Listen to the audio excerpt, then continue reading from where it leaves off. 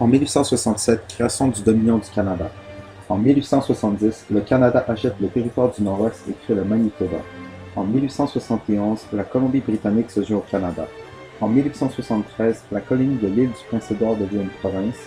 En 1898, création du Yukon et en 1905, les provinces de l'Alberta et de la Saskatchewan sont créées.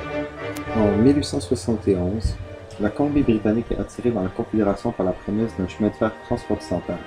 La ligne projetée représente une dépense énorme pour un pays d'à peine 3,5 millions d'habitants. Deux consortiums convoitent le contrat, qui secrètement est promis à Sir Hugh Hillen.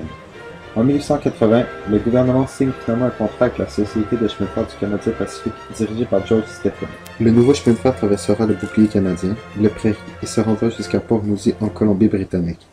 Le tracé n'a pas seulement pour objectif de relier les deux extrémités du pays.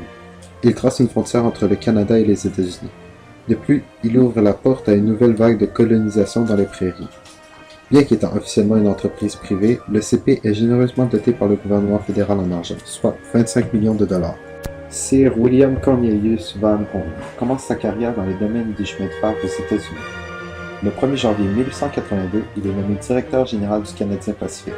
Puis, il met à profit ses compétences en gestion pour la construction du tronçon des prairies, qui est complété de Winnipeg à Calgary en août 1883. Après la construction du transcontinental, il pousse le développement du CP. Le CP fut incorporé en 1881. Celui-ci se charge de la construction du chemin de fer transcontinental et développe un vaste réseau de transport au Canada et aux États-Unis.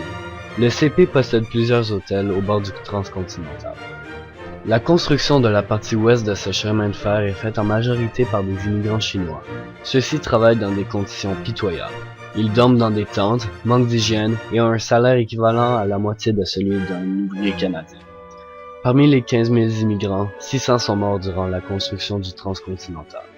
La liaison des deux océans pareils permet la traversée du monde sans quitter l'Empire britannique, ce qui est un attrait pour les touristes anglais.